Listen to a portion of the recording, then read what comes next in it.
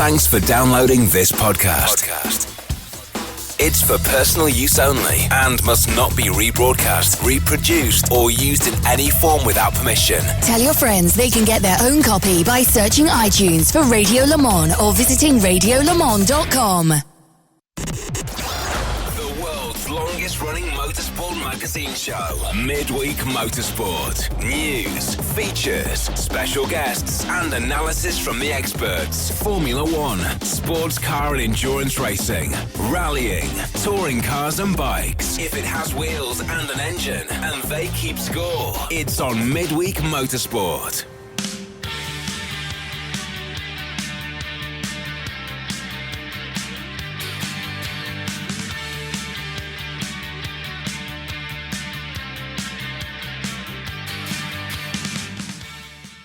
Hello everybody and welcome along to Midweek Motorsport. This is Series 18 and, turn yourself up, me ears there.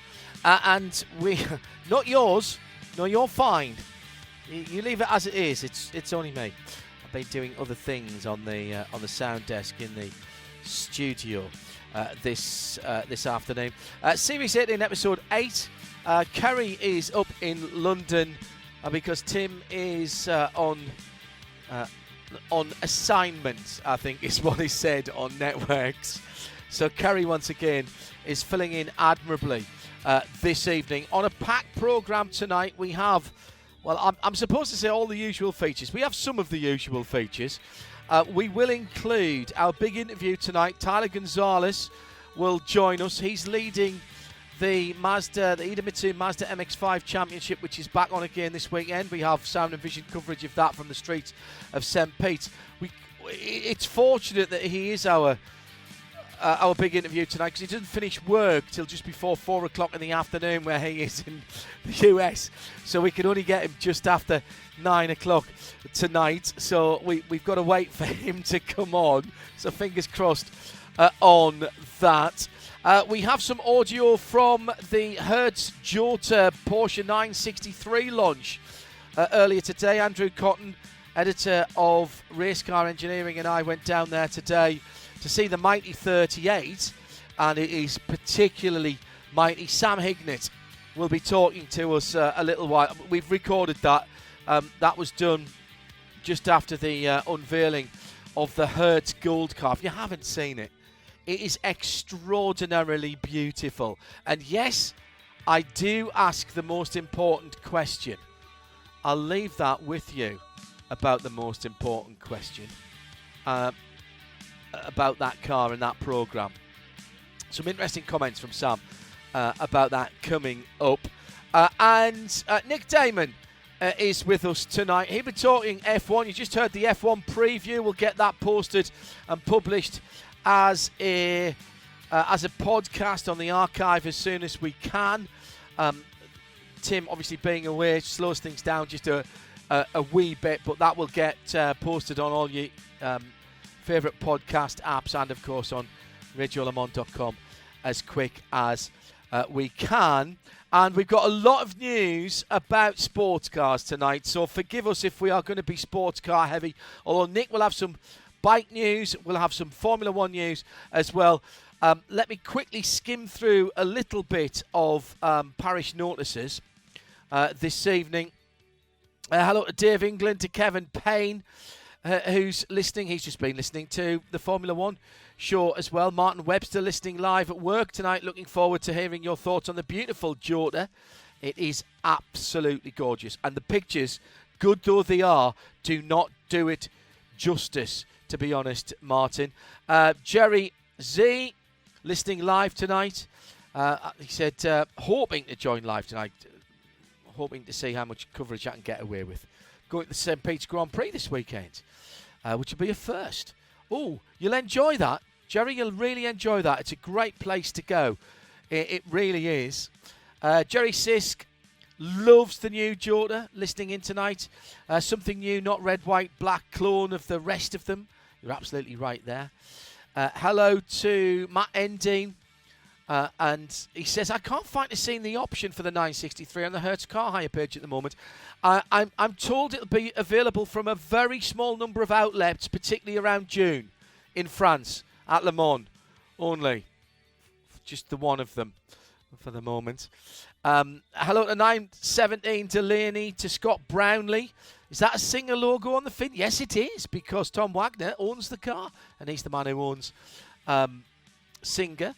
As well. Hello to Alex Orkin. AFA tonight, theatre bound to see a new musical called The Fisherman's Friends about a boy band, B-U-O-Y band. Looking forward to the podcast. I'm really interested about Fisherman's Friends. And no jokes about sucking on Fisherman's Friends and how that got you in court in the first place. Old joke, but still very funny. Hello to Right Turn Lover, asking about Formula 1 and Tottenham Hotspur. We'll be talking about tonight, and that's not a dentist's chair. Blair Forbes, AFA tonight, trawling through property websites, trying to find myself and my partner a flat. Does the 963 from Porsche and Hertz Joe to win the award for the best livery of the season already? Not my decision on that. That could be yours. Shall we start a poll on that?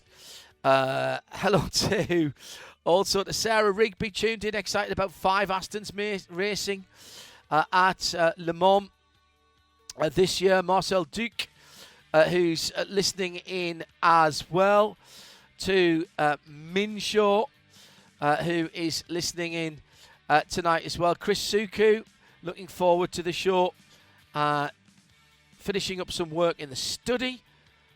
Wednesday night, his happy place with the Collective on RSL. Hello, Collective. All of you, by the way. If you're taking questions on the topic, says Liam Redford, whether GT3 racing is so big now that a designated BOP driver would be the way to go. Well, it happens in SRO in some ways, in fairness. Porsche Sport are tuned in tonight. Happy St. David's Day, Sean Crockett. Yes, everything Welsh being celebrated today. He's working in sunny Berkshire this week, so listening to the podcast. Hello to Liam. Good to know that you're listening in to Josh Barrett, to also to Wicker Bill, and to Tom Marshalek, listening in at work in the afternoon. Slot car racing tonight, he says. Kuiper Hoffman, listening live while baking bread, preparing chutney chicken and drying out from a soggy weekend, marshalling at Sonoma later this afternoon, adding a power steering cooler to the FJ cooler. Oh, you must be doing some serious off-roading to that. Otter is AFA's after a birthday dinner. Goisa and sticky chicken at the local restaurant with Mrs. Otter. Excellent. James O'Donnell listening in from the fabulous AA Flagship Lounge at Miami tonight. Looking forward to the show. I think Miami and... He's got a glass of champagne there. That's fantastic.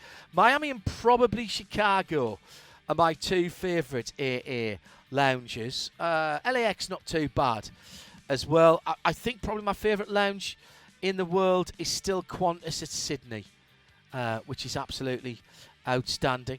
And hello to Brody, no AFAs, listening for the entry list. Mike Sargent listening in tonight. Goodness me. Ian McCarthy, hoping you're a different time because I'm listening in F1 and the F1 preview just wrapping up. Yes, hello, yes. He's listening on the archive. And Dunky's listening in tonight. Hello, Dunky. Nice to talk to you earlier this week. And hello to the Dunkettes and Mrs. Dunk as well. And happy birthday to Otter, who's celebrating tonight. At Specutainment, if you'd like to get in touch. Let's head a little bit later than I was expecting to our top story, which sounds a bit like this. All the latest motorsport news from around the world. Midweek Motorsport. Well, there is only one choice for the top story here on Midweek Motorsport, and that is the publication on, when was it, Monday evening, of the 62 car entry list for the centenary running of the Le Mans 24 Hours. Delighted to say that we have an expert to discuss this with us, and that is none other then the man behind Sports Car 365, and that is John de Geest. John, first of all, thank you for joining us. I know how busy you are. So on Saturday the 10th of June, with a bit of luck, we'll see 62 cars running towards the French Tricolor, which are 16 hypercars, 24 P2s, 21 GT cars, and of course the Hendrick Camaro in the innovative class, what we used to call Garage 56. I'd like to start, if you don't mind, with some cars that aren't there. It's not been a good invitation season, if you will, for IMSA and US competitors in the shape of Dragon Speed, Risi and Heart of Racing, who are all on the reserve list and not in the main field. Did that surprise you? A few of them surprised me, a few of them did not. I think the Dragon Speed entry certainly was a surprise not to get an entry. Elton Julian's team had built up a program around the European Le Mans Series, and to be clear, they still are doing that program. I spoke to Elton a few nights ago, and he confirmed that their plans are still fully ahead as scheduled. While he was disappointed not to get an entry, he actually seemed at ease. Maybe not at ease, but he seemed to understand the reasons why, because you look at the list of cars that are in LMP2, 24 cars, there were only 8 spots available for ELMS teams, more or less, and he sort of understood some of the reasons why they might be on the reserve list. But the other 2 American entries, Risi Competizione, obviously have been a stalwart of Le Mans, had an auto entry last year to run in GTE Pro through IMSA. Yeah, they're not on the list, not confirmed. Doesn't really surprise me, considering the ACO takes priority for full season ELMS, full season Asian Le Mans, full season WEC teams that automatically get an entry. So, you know, it comes down to just a situation of how much space you have on the grid. And the same thing for Heart of Racing. They have no previous experience in ELMS or Asian Le Mans, for that matter, and those teams take priority. And while it's a shame not to see some of these IMSA WeatherTech championship teams competing at Le Mans, I think we have a really strong list when you look at the 3 different classes plus the Garage 56 entry with the Camaro. There are, in addition to the 3 that John's mentioned there are 7 other cars on the reserve list: Spirit of Race, Nielsen, Team Project One, ARC Bratislava, Nielsen and ARC, both LMP2 machines. Nielsen have got 1 car in the race, though. They must have, because I think they had a... let me have a look in LMP2. Actually, I've just said that. That's our local team from Corby, just round the corner. Yes, they have the 14 car. And also Formula Racing, TF Sport, a second car, Garage 59, GTE Arms, of course, all of those, as well as that Heart of Racing team. Right, never mind who's not there. Let's say who is. And as well as the full season WEC entries in Hypercar, we have additional entries, 3 for Cadillac and 1 for Porsche. John, any real surprises there? I think Chip Ganassi was heavily trailing his additional entry when he spoke to us at Daytona. Yeah, I don't think it's any surprise to see all 3 Cadillacs there. We had 1 confirmed already from Ganassi, the full season WEC entry of Earl Bamber, Alex Lynn, and Richard Westbrook. We had the Action Express entry confirmed via an automatic invite from IMSA, and so we were really just waiting on the full season WeatherTech Championship car of Sebastian Bourdais, Renger van der Zande, and we believe it'll be Scott Dixon as the 3rd driver. That has been confirmed, but I think the real surprise is the addition of a 3rd Porsche Penske Motorsport Porsche 963. I can't tell you how many times I had asked Porsche staff, even Roger Penske himself, over the last 12 to 18 months, if they were going to add an additional car or 2 for Le Mans, and the answer was always no. We're going to have 2 cars for the 24 Hours of Le Mans for the first year. We really want to focus on a 2-car program. and ultimately they ended up getting a third car entered, which I think is a huge surprise. We're going to see Felipe Nasser in that car, joined by two of his IMSA co-drivers. We don't know yet if it's going to be Nick Tandy, Matthew Jaminet, or Matt Campbell. It'll be two of those three, but that has not been confirmed which one will not get a race seat.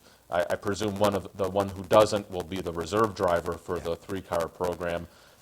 But nonetheless, an interesting move by Porsche and Penske to bring one of its IMSA chassis over to France, possibly to help reinforce their effort. And maybe this was a bit of a late decision, considering the reliability issues they had at Daytona. Maybe better to put three cars in the field rather than two. And the Hertz-Jota entry as well is there. That is a full season WEC entry. Whether we'll see it in the WEC before Le Mans, we don't know. That is the plan, to get that car into the hands of the Tunbridge Wells-based team here in the UK to give it a run out at Spa. It would be a big ask, wouldn't it, for a brand new car to that team to go and effectively have its first competitive effort, John. If they didn't get to Spa, their first competitive effort would be at Le Mans. I don't think they're going to be at Spa because the car's not going to be delivered till the end of April, and Spa is the end of April. Yeah. So I think for all intents and purposes, this is going to be their debut race, which is going to be quite a tall order. But then you look at a team like Jota that's had so much success over the years. I think they'd be very well prepared to undertake this. The interesting thing is that the omission is from Proton Competition. We don't see their customer Porsche 963 entered in the race, and we had a story on Sports Car 365 about the potential for them skipping Le Mans in the top hypercar class and sort of focusing on the second half of the WEC season, because Christian Reed told us they basically needed, I think, 9 test days to feel totally prepared to tackle their first race in the hypercar class, to understand all of the systems, to understand everything that's different. And relatively speaking, they're still a very brand new prototype team. They've only had one LMP2 race under their belt so far. So, I think Proton not taking part in the top class for Le Mans might have been a smart move, but with Jota doing it, we'll have to wait and see, and it'll certainly be interesting. I wonder if that third Porsche Penske entry, which by the way is a German flagged, all of the Porsche Penskes in the WEC are German flagged teams, based as they are, 50 or 60 kilometres away from Porsche's Motorsport Centre at Weissach. I do wonder if that third car, which will be the number 75 car, with we presume the IMSA drivers, Felipe Nasser, as John mentioned, the only one mentioned. I wonder, John, if that effectively is the Proton Porsche, effectively in terms of its entry, if it's not its chassis. There's a quote from Urs Karatzel, the factory motorsport director for Porsche, that said that there's going to be, quote, enormous challenges to get one of its IMSA cars to France and then back again in time for the sale in 6 hours at a Glen. So it's my understanding that this is not going to be anything involved with Proton. It's certainly a factory chassis that'll be one of the 2 cars that runs in the WeatherTech Championship. The other addition into the hypercar class to make up the 16 is the number 709. If you've been following Le Mans and WEC for a little while, I won't need to tell you that is normally a Glickenhaus number, and it is here. Glickenhaus Racing with their 007. Frank Mayer named as the lead driver. That will be an additional car to the Romain Dumas headed entry, which is the WEC entry. They're there. They've got the second entry now. Is that potentially a customer car, John? Well, I think they both are sort of considered customer cars because they're owned by certain individuals. Jim Glickenhaus had confirmed to us in the past that the 709 would be, I think, the same customer they had last year. So that's really no surprise. It's different than the customers that they were talking to during the off season that would have run under a different team banner. I think that was actually Pescarolo, which has ultimately gone to the Peugeots for next year. I think that was the customer they were talking with during the off season. So these are definitely Glickenhaus Racing entries, but with customer-owned chassis. I should mention as well that for anybody who hasn't been keeping an eye on, that Collars is there with whatever the car is likely to be called by then, and I'm not getting involved with that. I'm not even going to mention the V words because I don't want to get in trouble. That's the full season entry. That will be the number 4 card to the full season WEC. So as we said, 16 entries there in the hypercar class. It'll be dominated, one would expect, by the usual suspects. Toyota fighting the Peugeots and the Ferraris that are full season entries, and of course they've all got their places on the grid along with Porsche Penske Motorsport for their 2 full season entries. And the Singleton, now we have to call it Cadillac V Series R, from Chip Ganassi, as we heard John mentioning, that will have a friend as well. That's a pretty solid class, John, and it's been a while since we've had that many cars in the top class. Largest entry in the top class since 2011, and it's split quite evenly, 7 LMDH cars and 9 LMH cars. So I think you couldn't really have picked a better split between the 2 platforms and everything. Now we just have to hope that the balance of performance is going to be split pretty equally between the two platforms as well. Yeah, that's a good point. There will be plenty of racing beforehand, and everything that's in there, even the cars that come in for, say, Hertz Team Jota, well, there will be data because the Porsches will have been there through the early part of the season. A bumper 24-car entry into LMP2, about half of which are full season entries. 5, 6, 7, 8, 9, 10. Yes, 11 are full season entries to the WEC. The rest coming from either automatic entries from Asian Le Mans Series or from the ELMS and those ACO Run Series. Anything sticking out there for you? It looks to me to be all the usual suspects, John.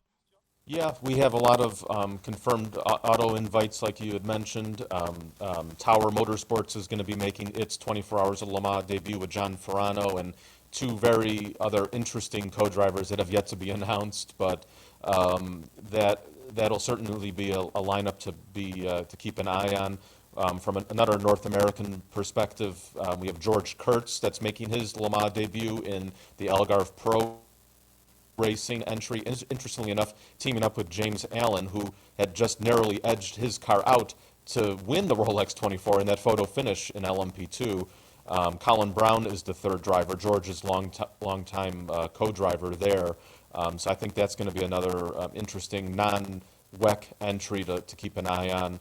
Also, we have the usual suspects, I would have to say, from ELMS, teams like Panis, Cool Racing, Graf Racing, Duquesne, Nielsen. So I would say no huge surprises in terms of the entries in LMP2. And to note, they're all Oricas. Even the Alpine entries are listed as Orica 07 Gibsons, which is an interesting development because I think they were supposed to be actually called Alpine A470s, if I remember correctly. But at least on the entry list, they show them as Orica 07s. And it will be the final time for GTE cars at Le Mans. They are all GTE AMs this year. We should mention, actually, that in LMP2 there is the split again, as there will be in the WEC, between standard cars and what are called Pro Am cars. And there are 2, 4, 6, 8 Pro Am cars, of which that Tower Motorsport and the Nielsen Racing entry are in the Pro Am, along with Cool, with Graf, DKR, Algarve Pro, that's the George Kirk, the CrowdStrike car, and AF Corsa, and Racing Team Turkey, Sally Yolik heading that one up as well in LMP2. GT, and appreciate John hasn't got a lot of time, so we'll rattle through this, and apologies for the slight interference on the line to John, but we'll push on here because what he's saying is really important to hear. 21 GTE amps in the swan song for the top class GT before it goes to GT3 next year. And again, I've got to say, I might as well put this on a hotkey, John. This is all our usual suspects again, isn't it? Yeah, absolutely. And the majority of them are WEC entries that have already been announced, like we have with Corvette Racing making its GTE AM debut, spearheaded by Ben Keating. Then, you have the teams like Proton Competition. They're expanding to 4 cars, 2 WEC entries, 2 Le Mans only entries that are actually their ELMS cars. Ryan Hardwick in the number 16 with Zachary Robichon, and then the other one with Michael Fassbender. Richard Leitz is moving to GTE AM after all those years in GTE Pro, but obviously that class is no longer. Also, JMW Motorsports there. TF has a couple as an extra car. Kessel is entered. GMB Motorsport with Aston Martin. They won the Michelin Le Mans Cup last year. Got an automatic invite. They're going to be in an Aston, not after running a Honda NSX GT3 in that series over the last couple seasons. Also, Valkenhorst Motorsport, which won the Asian Le Mans Series GT title, they got an invite. They're going to be in a Ferrari with Chandler Hull as the first confirmed driver. I know there was some talk of them potentially trying to take a BMW M8 out of retirement, out of a storage unit or wherever the cars are based right now, but that ultimately appears to not have materialized. And a shame as well for that one. Finally, the innovative car. We've heard a lot about it, particularly in IMSA, because it is an IMSA entry effectively coming from Hendrick Motorsports, the Chevy Camaro ZL1 for Jimmy Johnson, Mike Rockenfeller and Jenson Button. They've been testing that car ad infinitum recently. They've done a full 24-hour test at Sebring. People will look at that who perhaps haven't been following this story, John, and say, what is a NASCAR, albeit a next-gen NASCAR, albeit a next-gen NASCAR with some hybrid assistance to the V8. What is it doing at Le Mans? Where's the innovation? Well, it's quite innovative for NASCAR, but is it fair to say that this is more about hands across the ocean than it is pure innovation? Well, I think that's certainly the case. It was supposed to be a hybrid, but it actually won't be now. Based on our sources, we seem to...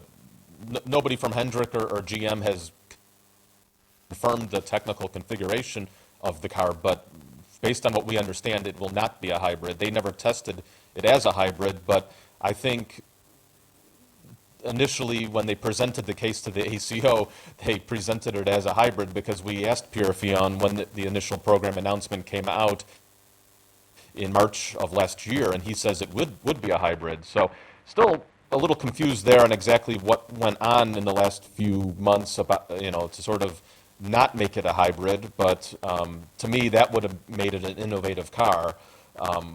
Sure, there are developments to this car that are different from a NASCAR. You have the functional headlights, you have a lot of suspension components that are upgraded, dive planes, and a lot of other things that have made this car comparable in speeds to a GT3 car based on the lap times that that was being taken during the Daytona and Sebring tests. So there's certainly excitement about this program. I just personally don't understand why it warrants a position as an innovative car, as a Garage 56, as we've known in the past. Is certainly going to help bring NASCAR onto an international stage and help promote that form of racing. And I'm all for international competition like that.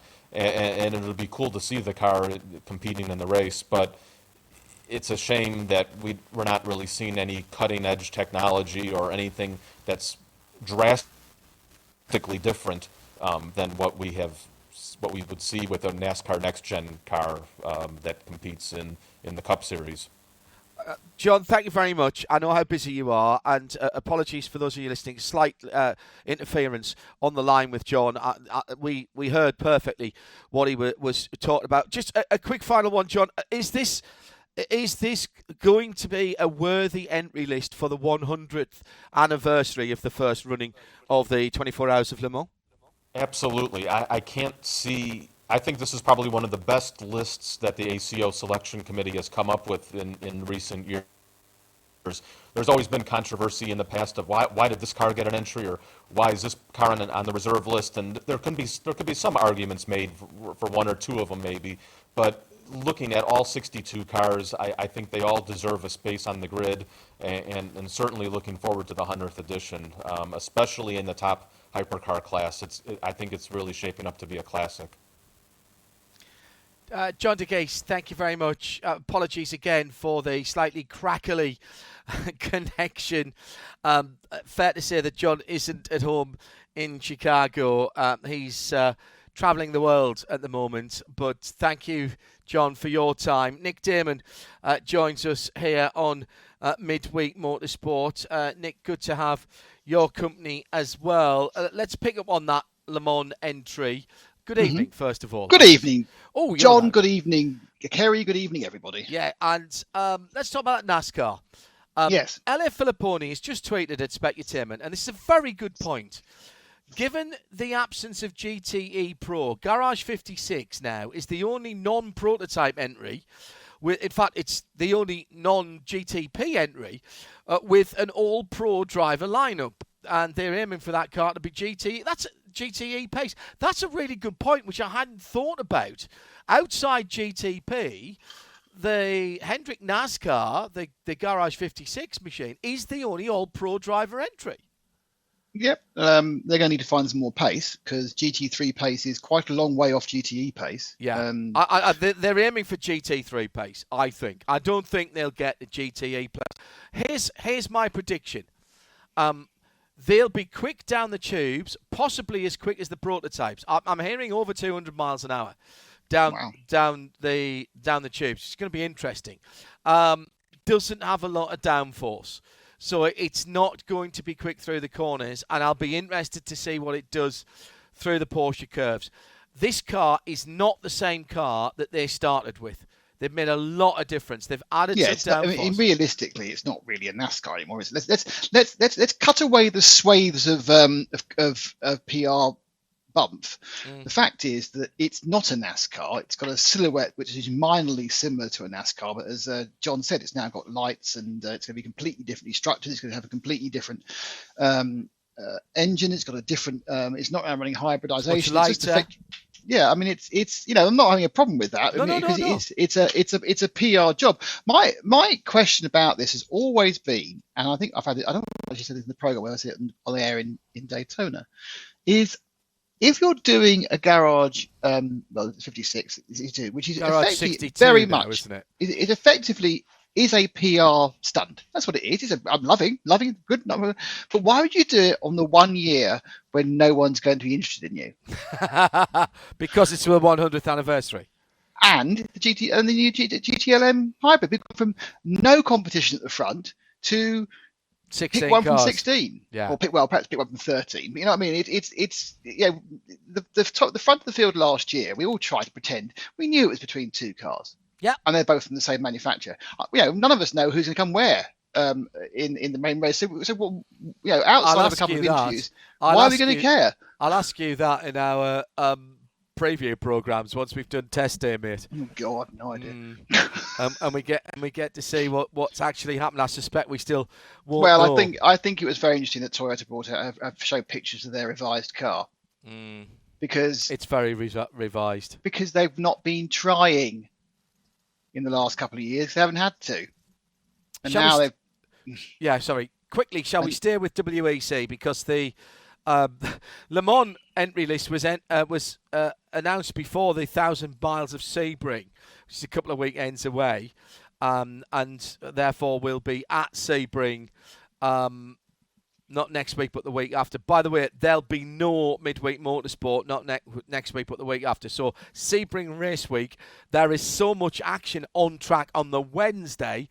We don't have space for a midweek motorsport, so I'm going to trail that ahead. 30. What? Yes, I know. So you get a week off.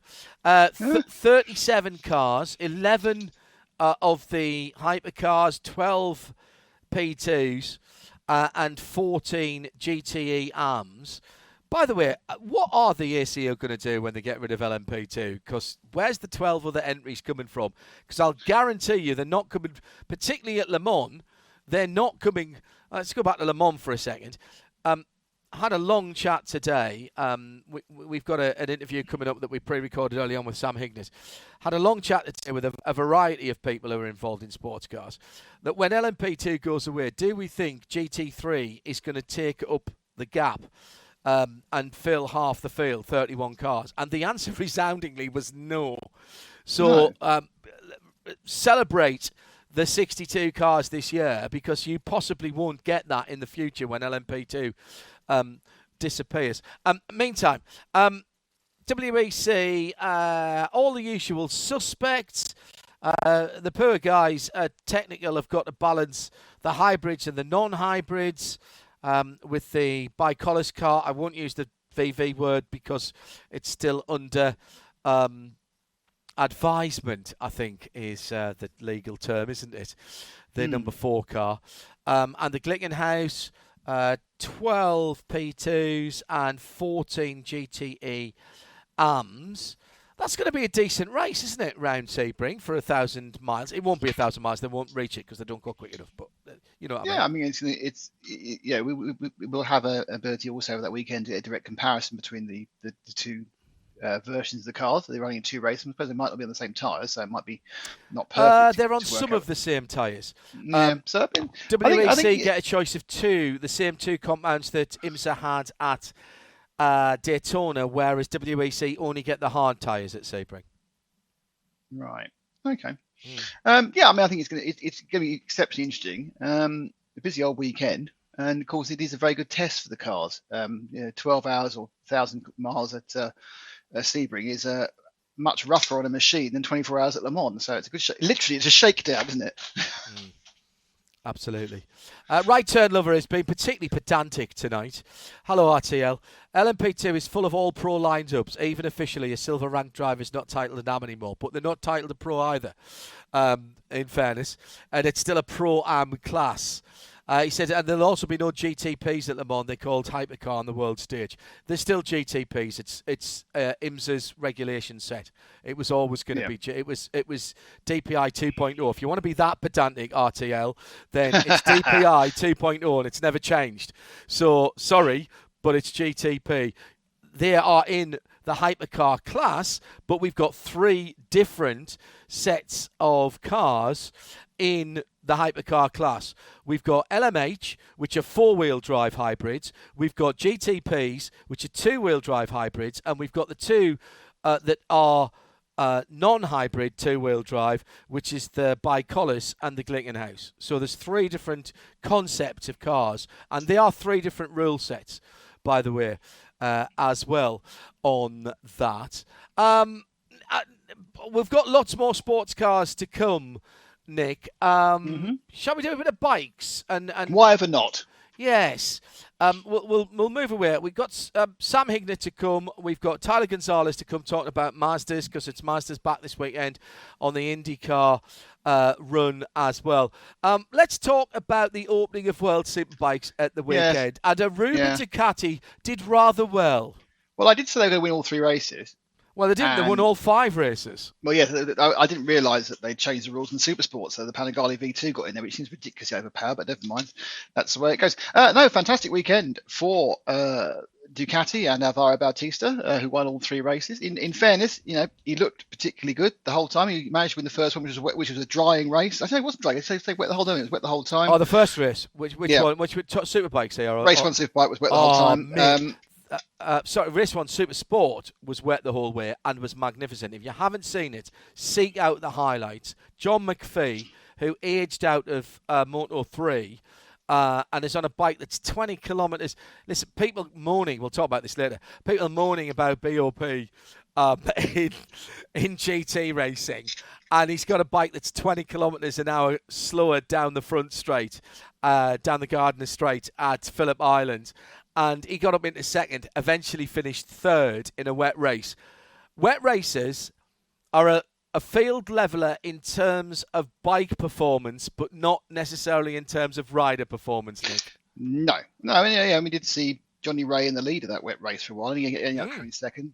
So actually, the first, race one was the big three, as they call it, Bautista from Ray from Top Rack. But then it all went wrong after that for various other riders, because in the Super Pole race, Johnny Ray got clunked out by Dominic Agata, and had to work his way forward. And in the third race, Top Rack got taken out completely innocently by Alex Lowe's, and the old Achilles heel from last year, the Kawasaki, which was rear tyre usage, bit Jonathan Ray, and he just dropped back in the last 5 or 6 laps. And so it was Bautista from his teammate Rinaldi with Andrea Locatelli. In fairness, in all the testing that's happened at Phillip Island, which tends to be a Ducati circuit, it does appear that Kawasaki are a bit lost. Possibly on different tracks, Yamaha can stay with Ducati, but there was nothing to indicate that on a dry track anywhere that Kawasaki would be up with them. So could be a easy run to the flag for Alvaro. It was Nicolo Balega who won both of the Supersport races for Aruba Ducati. He has a 20-point lead over Stefano Manzi, who I thought was really good. And Marcel Schrotter, good to see him on the MV Augusta. So Ducati, Yamaha and MV, your top three there. John McPhee, by the way, on the Kawasaki, which is miles back. He and Kan Oncu, the Turkish rider, all the Turkish riders obviously racing under a bit of a cloud after the earthquakes over the weekend. But John sitting in 5th and Kan in 8th position. In World Superbikes, Bautista has 62 points against the Yamaha of Andrea Locatelli in 2nd. Locatelli had a pretty good weekend, didn't he? And he is sort of... Well, he was consistent. Yeah, he's sort of carving out a persona of being, don't forget about me, guys. I know that Top Rack is a former world champion, but that's former now. Yeah, but Top Rack would have, if Top Rack had been knocked off by Alex Lowe's, he would have come out ahead in all 3 races. So I know it's all ifs and buts, and it's a good start for Andrea, but it doesn't, both he and Michael Ruben Rinaldi was still, and Alex Lowe was still very much the junior members of their teams. Rinaldi was rubbish in the wet, by the way. He was rubbish in the wet, wasn't he? Yeah, he's worse than I am in the wet. And then he was all right the other 2 races when it was dry. So he just has to hope, he has to hope that the heavens never open again. Yeah, I'm going to keep an eye on Domi Agata. Qualified really well, obviously. But he was. Go on. He was out of position, and that was very obvious in the way he rode in both those races. Yeah. He was a liability at the start. Yeah, he didn't like the wet either. In fairness, Scott Redding 12th, Remy Gardner 13th. The BMW's gone backwards as well. Yeah, it would seem. Well, that's only since you bought one, though, isn't it? Well, yeah, but I've got the previous model, so it's not... that's all right. Where do we go to next? Well, they're going there now. It's Indonesia this weekend. And that's a new circuit. This is the Mandalika circuit, isn't it? This is what the MotoGP's been there. Yes, but is this the first time for Superbikes, though? I'm not. You have caught me. I don't know. I'll be honest with you. Because I just realised. In my mind, I was thinking it was Thailand. And I realised, of course, Thailand is not Indonesia, and they are different tracks. Yes. So, no, I think you can probably. Did they have Formula E there?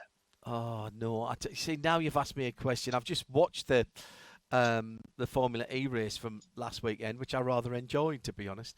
But that's a whole different. I had a long chat about that today. No, the Formula E went to Indonesia, and the reason I mention that is because it got fantastic numbers locally. It was like really well watched, and that accounted for about 25% of their entire global viewing for the year. Completely skewed their numbers in a positive way. It has been before, says Curry, who knows this. Excellent. That's what we need to know.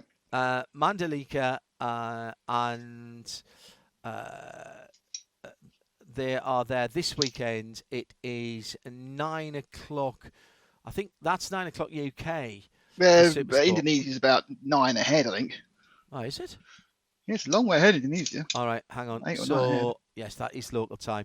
So, 1 o'clock in the morning in the UK for Supersport, FP1 for World Superbike, 2 o'clock in the morning. That's on Friday. Saturday. Oh, they're 7 ahead. They're 7 ahead. Superbikes have FP3 at 12:30 on Saturday morning, as in AM. Superpole is just before 2. And their first race is 5:30 in the morning. That's not too bad. And on Sunday, it is going to be the Superpole race, which is the short race, is 2:30 in the morning. Then it is 5:30 again for the main race. Nick, don't go too far away. More to talk about with you in a wee minute. Actually, no, I'll tell you what. Let's stay with you. I'm going to save Sam Hignett. Sam Hignett we recorded earlier on at the Jota livery reveal down at the lovely Joe Macari. I've not seen Joe Macari for ages. And I think he's almost... I think he has persuaded me that a 550 Maranello needs to be in my life instead of one of the Porsches. Manual, obviously. That and the petrol station. It's a V12, though, isn't it? Everybody needs a V12 once in their life. Let's talk a bit of F1. Hooray! Yeah. For which we will need our Formula One correspondent, Nick Damon. Hurrah! It's only a few days away. It's going to start. Again. I enjoyed doing the preview with you last night, and we replayed that again. And that'll be up as a download as soon as we can. We have been very good recently in asking for things and getting things. I wanted changes to Le Mans safety cars, including closing up the field before we went to green. And we have been talking for a very, very long time about losing that stupid chicane at Barcelona. Oh gosh, yeah. They have. It's been there a long time, hasn't it? 96 or 97 or something. It's been there a very, very long time. It was like it was put in almost as a reaction to the Senna accident. Remember in '94 they actually put in a temporary chicane. Yes. At the top of the hill, and it is very tight and nudgy. The other reason for putting it in was that they felt the cars were taking that last corner of the lap too quickly, which with the old regulations when the cars couldn't follow each other meant that the following car was too far behind to do anything. So they're trying to bunch the cars up prior to going across the line. They're now thinking with the new regulations, it will be they can follow close enough whilst going around that corner, and it'll make the lap a lot quicker, and make the cars a lot quicker. We'll very much adjust the downforce level. So for once, there'll be something mildly interesting about the setup at Barcelona. I think that's really interesting. I really do. And I think potentially it makes life easier. We've seen Kreventic run that. We've run round it ourselves, and it is much more. It's much more interesting. I understand why they want to slow down and speed up again. The question will be, won't it, how close they can follow through there to make the DRS zone work down the front straight, which is quite a long front straight there. No, I mean they'll be up to speed quicker, so the drag reduction will actually work better, won't it? Well, you'd think so. Do you think, does this change, given that Barcelona is no longer the circuit of choice for testing because Bahrain has bought that out and slapped a whole load of money on the table, does that save Barcelona from the calendar chop? No, because that's all about money. No. The only thing that saves anywhere from anything is cash. I mean, obviously, Formula One announced their results, and they've made £2.8 billion last year. Well done. $1 billion. Well, they're a business. Why shouldn't they? Of which they they gave 1.1 or 1.2 billion to the teams. How much did they make? Sorry, 2.8. And they gave half of that to the teams. Just under, yeah. Right. Okay. They didn't give it to them. It's from there. They earned it. The teams earned it. Right. What has our lovely friend from Alpine, Monsieur Schaffner, got to say that Otmar correctly. Safnauer now, yeah. Otmar, yeah. What has he been saying this week? I have no idea, John. Has he been saying that their car isn't slow, it is fast, they're going to be great? He's going to try and make sure all his driver contracts actually work this year. He's been talking about the cost cap. Oh, right. Does he also think he spent too much on sandwiches? He's last year, you'll remember, Formula One teams took months to agree a deal to increase the cost cap in response to inflation. Alpine opposed those changes, and Otmar's been telling everybody that he believes the differences in how different teams are structured means that could undermine the intention behind the cap, which was obviously the cost cap, caps cost, to quote Declan Brennan many years ago. However, Yes. he thinks that's not happening. He says all this inflation bonus things, we vetoed them. He said, and I think those are marginally adding to the cap. Not massively, but when you look at corporate structures, it is a big difference. If you have 68 or 70 people in the racing team, and the rest of the 900 are outside of it and apportioning costs, that's the sort of stuff we have to worry about. Now, some teams, of course, not pointing to anybody, I'll let you do that, have dedicated technology divisions where they apply developments for the F1 program to other industries, for example, or indeed other motor racing. I'm looking at and Ferrari. I think the point about it is that the reason this is coming to focus is because the other rumoury news that Red Bull want to divest themselves of AlphaTauri or move them to Milton Keynes. If they move them to Milton Keynes, then obviously a lot of what they would do would fall under Red Bull Racing Technology, because the actual Red Bull Racing team apparently only employs 70 people. Everyone else is employ Red Bull Technologies, and of course they cross-charge everything. And they will then carry on, and then obviously AlphaTauri turned up. They'd be, again, not many people at the race team, they'd be cross-charging everything again, and it would get very complicated, and you need a forensic accountant. We have one of those, thank goodness. Well, yes, but to have F1. And, realistically, the cost cap is... I'm sure there are many, many loopholes people are finding, and there's many ways to hide money, and there's many ways to divest yourselves of certain things that should be under the cap. Red Bull tried a few last time, got caught out. I'm not saying the other people aren't doing it as well. But obviously, if you have a myriad of companies, it makes it much easier to evade financial scrutiny. And all the teams will be trying to evade financial scrutiny, all the teams who are spending to the limit. And, pick your team who you think are going to take the mickey the most. It's up to you who you think that might be. I've got a couple of candidates, one particularly, but anything you want to what we were talking about, do we leave out of the Formula One preview deliberately on the AlphaTauri thing we left out. Oh, yes, we left that out, that's been poo-pooed today, and Franz Tost said he's got the drilling vote of confidence, isn't he, from the Red Bull board? It'll be all about Easter then. Yeah, absolutely, 100%. They've done one thing they've been interesting. They have begun tweaking the DRS zones, which were too long, so they've shortened the one for this weekend on the main straight. Right. That's down, I think, 80 meters. So they are trying to make things not too simple.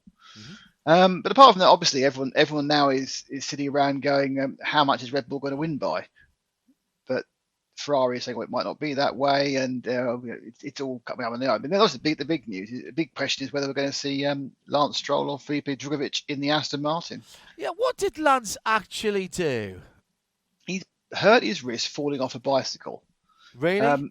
I said this to you in the F1. Well, it sounds plausible to me, to be honest. Right. You can hurt your wrist falling off a bicycle. Apparently he went. Apparently he's around. Exactly. Apparently he went to the MotoGP doctor to get it fixed. Apparently it's fixed, and apparently someone said they saw him in Barcelona airport without any visible strapping or cast. Apparently he flew to the UK to apparently take part in some simulator sessions in Aston Martin's factory prior to apparently thinking about whether he's going to do the race or not. But it's all kind of rumour and conjecture until they get to the point where he decides whether he can actually steer the car with one arm or not. So who knows? I don't think there's any reason for him. I don't believe there's anything reason to believe it wasn't some form of biking accident. Hello to LF Filipponi, who's listening in tonight. Hello to Josh Smith, who's listening from the Isle of Lewis in the Outer Hebrides. Oh, I say. Excellent, well done. Watching the Northern Lights, although we could see those in Hertfordshire. I didn't see them last night. No, it was a bit too. It was bit too cloudy here as well. There was something else that we deliberately left out of the F1 show last night that I said we would cover in Midweek Motorsport, and I didn't write it down. So now I'm. Yeah, it's never a good thing, is it? Really? Not at our age, Nick. No, that's kind of a major error. What else were we going to talk about? Dear me, this is all good. What? Yes, this is a bit of a funny one, to be honest, and very tongue-in-cheek. What baffled Carlos Sainz this week? What baffled Carlos Sainz this week? Yeah. Why people rated Sergio Perez above him in our review? Well, you see, I was. Both me and Curry were absolutely saying that wasn't right. So was I. It was the Ferrari social media team. What do they do? Ask them to do unlikely. What they did was they posted a black and white picture of him, and he said, "Is this R.I.P.? I'm pretty sure I'm not dead," which I thought was actually. That's why I said it was tongue in cheek. It was pretty funny that I saw that popped up, and I did LOL. I did laugh out loud. But we're basically saying is he's done a moody pick with Ferrari. Moody, black and white yeah, that's it. You've shuffled off his mortal coil. That's it. Well, that's what he was saying. Yes, I'm still here. Hello, still here. What was the other? I'm very annoyed now. Oh, I know what I was going to talk about. I was going to talk about 5 races on ABC in the US this year. ESPN obviously have the deal for it, so 5 races in the US, including the Monaco Grand Prix for the first time in a very long time. But will they be riddled with ads? Because obviously ESPN is ad free, isn't it? Correct. That. Funny enough, I was going to ask you that because the story that I saw didn't really answer that question. The deal, I thought it was a weird deal, wasn't it? Where F1 were kind of promoting themselves and making it ad free effectively. Yeah. So I can't see ABC having 2 hours on the network ad free. Wouldn't make any sense. And perhaps they go side by side. I don't know. Some other sports do it. I mean, you've got football on USA tonight. The only way you can watch Everton and Arsenal tonight, Arsenal versus Everton, it's not on anywhere in the UK, despite the fact it's the top of the league Premiership team. And their game in hand, it's on USA Network in the States at the moment without any ads until half time. So it can be done. Yeah, I just think it'd be interesting to see what it is, because obviously, whether this is obviously it has got adverts that work well for the F1 app, which is also available in the States, isn't it? And I note some changes as well in. And this is a bit parochial, but we talked about telly. Some changes in the UK broadcasting. If you watch Channel 4 now... Well, we don't know, do we? Well, yeah, we do. Well, no, because the F1 commentary, which the main commentary, which has been a kind of a combination of either sometimes they do it themselves, sometimes the Sky commentary. This actually is the whole world, because everywhere apart from the UK virtually can get the F1 app. That's now going to have a dedicated commentary with Alex Jakes, who of course used to do F2 and has been the lead for Channel 4 for the last couple of years. Also coming across every now and again is going to be David Coulthard, who was on. Who's one of the co-owners of the production company who make the Channel 4 program. So you kind of going, and the Red Bull ambassador, and it's paid by Red Bull. Well, there we go.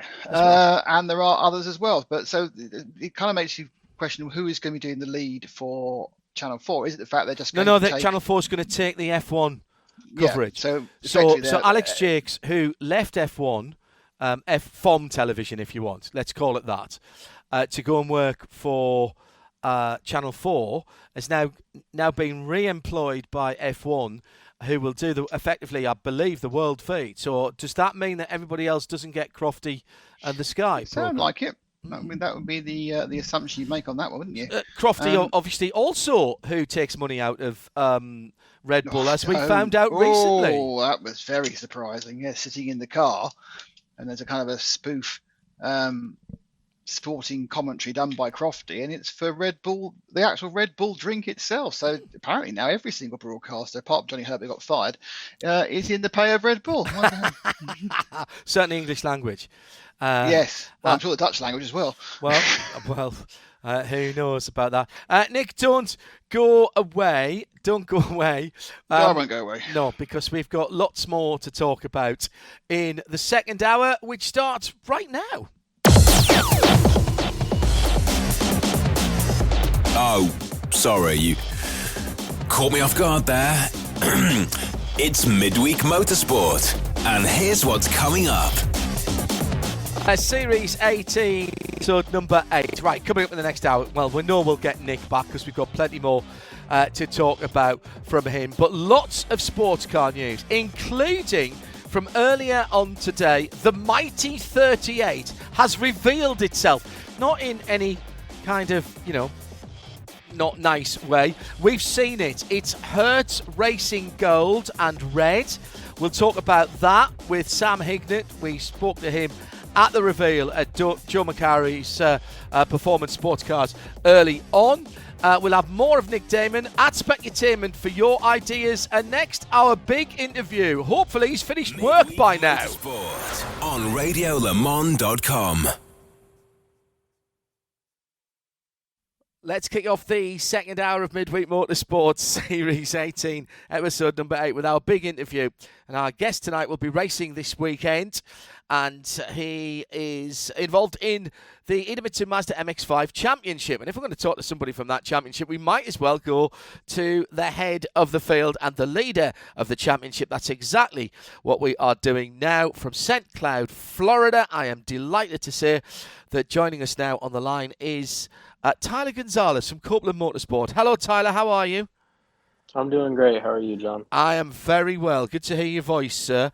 Well, first of all, congratulations. I know it's early days in the championship, but you have a handy little 100-point lead going into this weekend over the rest of the field, courtesy of a pretty decent weekend on the high banks of Daytona Motor Speedway. Tell me a little bit about that opening 2 rounds of the season. Yeah, we left Daytona with a 1-2 finish and a little bit of a points lead, so we're super happy with that. The boys at Copeland gave me a great car, and we're going to carry that momentum into St. Pete. We'll talk about the streets of St. Pete in a moment, because it's very different from the first 2 rounds, and in some ways it's not your typical street circuit either. I'd be interested to hear your point of view on that. What's the secret of doing well at Daytona? Because obviously it's a lot of drafting, but do you have to have a bit of patience there as well, Tyler? Yeah, for sure. I mean, you can't get stressed out. Like, I believe on that last lap, I fell back to 4th or 5th place, and I have a lot of experience there. I only live about an hour south of Daytona, so I have a lot of time playing that drafting game, but just can't get too stressed out about it, and you just got to put yourself in the right position on that last lap. It's a heck of a field again this year. A lot of the usual suspects at the front of the field, as we would expect from what we've seen in previous years. You had, right throughout the weekend, Jared Thomas, Gresham Wagner, Aaron Johnson, who are the next 3 in the championship, Celine Roland, Connor Zilic, Max Opalski, Sam Pearley, and some good new rookies coming through as well. You've got your hands full, haven't you? Yeah, for sure. I mean, like you said, there's always those guys that you can count on to be right up there at the front of the field, and there's also a few wild cards this year. A lot of the rookies are doing really well. My teammate Jeremy Fletcher, he's doing great as well, and he should show some pretty decent speed at St. Pete. So we'll see how it goes. It's a very short weekend at St. Pete. You are supporting IndyCar, which is great. As I said, it's not a typical. In some ways, it's not a typical street circuit. There's a little bit of the bit sort of through 4, 5, 6, 7, 8, and 9. That's very street circuit. But there's some fast corners as well through turn 10 and the chicane towards the end of the lap at 11 and 12. They're not like a street circuit at all, really, are they? Yeah, definitely not. I mean, these cars, they handle the bumps really well, and there's some pretty big ones out there on that track. They don't really affect us as much as they do as the Indy cars, but yeah, I mean, definitely that separates St. Pete from the rest. Also, the shadows, like coming through the first section of the track, you're right up against these buildings, and they cast some pretty serious shadows over the track, and it's kind of hard to see your brake markers and turn-in points and stuff like that. And we don't talk about track limits at St. Pete's, because if you're in track limits, you're in trouble there. It's pretty unforgiving if you get that wrong by a couple of inches.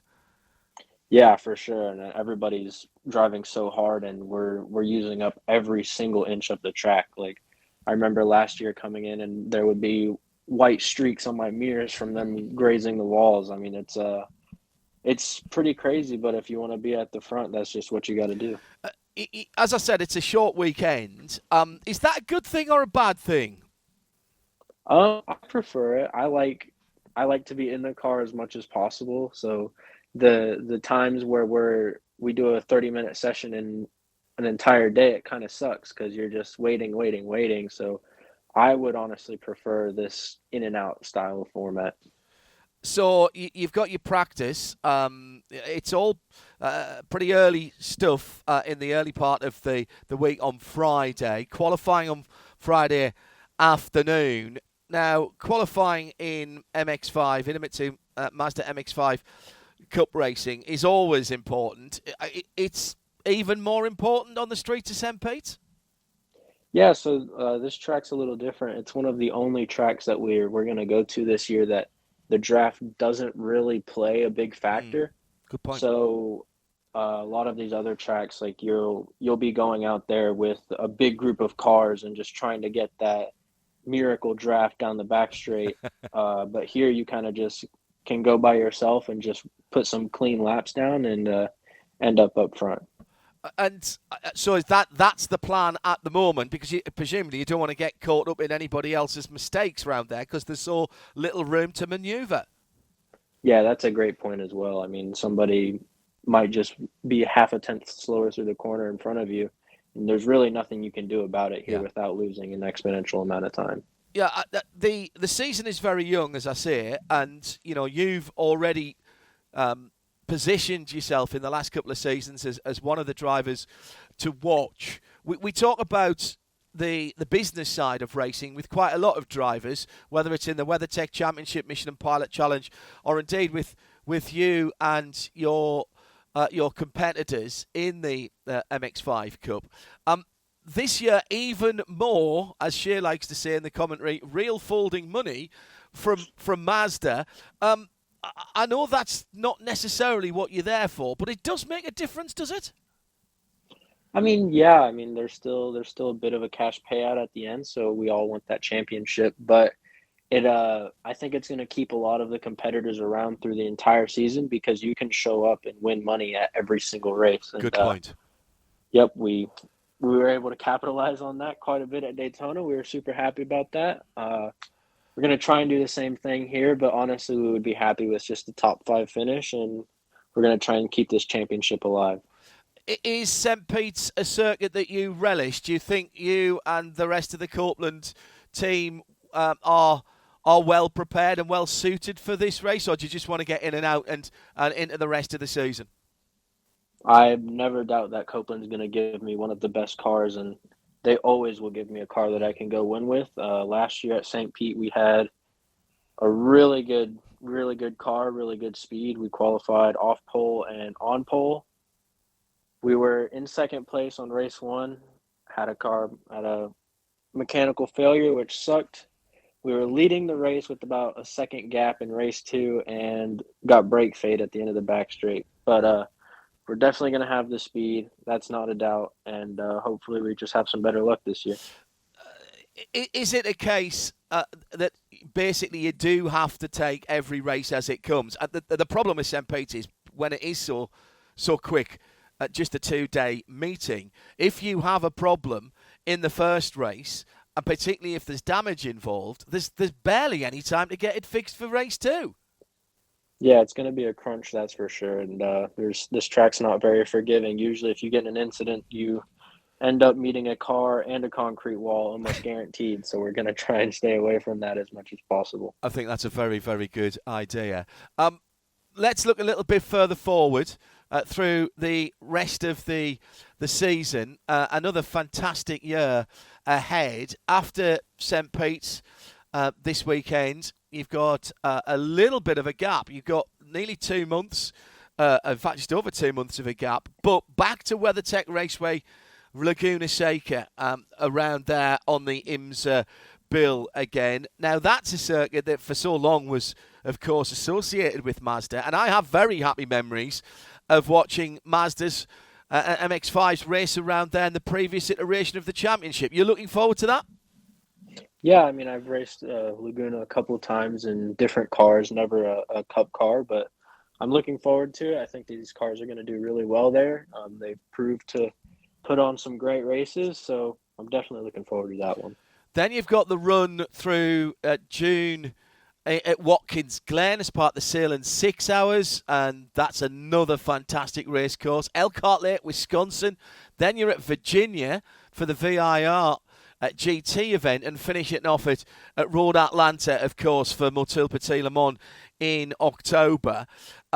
August, a pretty busy week, pretty busy month for you. Now you've got a day job. In fact, you've just finished your day job before you came to talk to us. You finished it just before we came on at 9 o'clock our time. That's 4 o'clock in the afternoon your time. So you'd literally dashed straight away from work. How easy or difficult is it to balance your racing and your day job, Tyler? Well, fortunately for me, I work for my dad, and he comes to all the races with me. So it's pretty easy to tell him when I'm going to be not at work because he's not there either. But, yeah, I mean, I'm super, super thankful for all the opportunities that he's given me, and it's the least I could do is help him out with his real-life job, and, yeah. And if the race thing doesn't work out, then you've got something to fall back on, the family business, which is great. Great. I'll ask you this, and it may be that you haven't decided about this, but is racing for you something that you do at the weekend as a hobby? Is it something you want to make into a career, or have you not decided that yet?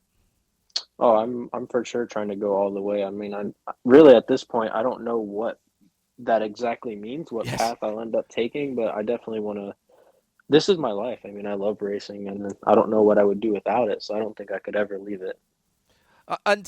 So, as you stand at the moment in Limit 2 MX-5 again this year, with a big hunk of money, 250 grand for the championship, with decent amounts up, as you've already had the big comedy check on the podium. That's great. And that money, and for those who don't know, by the way, all of this money that we're talking about, it's $1.2 million, a little over, that Mazda are putting into this. This is real money.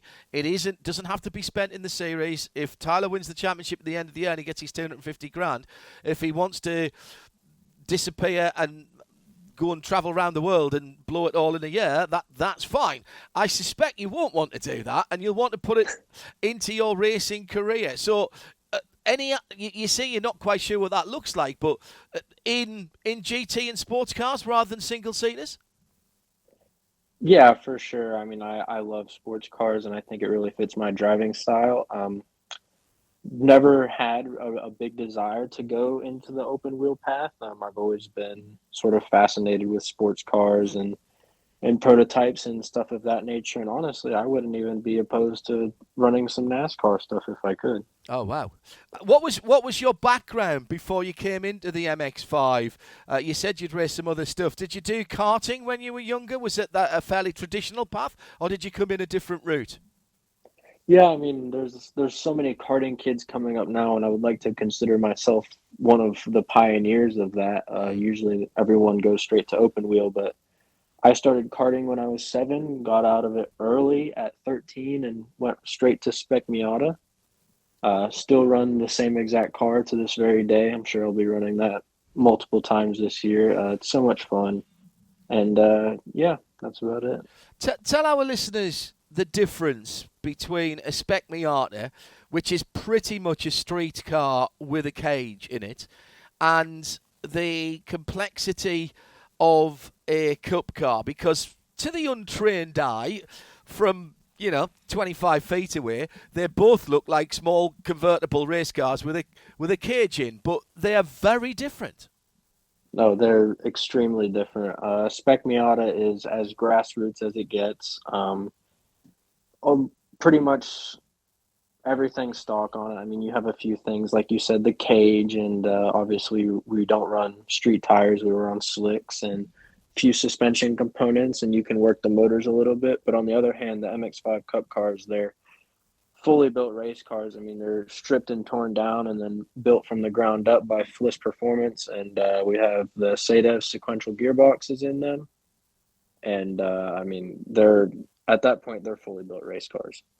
So right now, in your cup car, you don't have to heel and torque. It's auto blip. It's flat shift up and auto blip down. But you can heel and torque because you learned that in the Spec Miata. Yeah, I mean, I've been driving manual cars since I was really little, just around the house and stuff like that.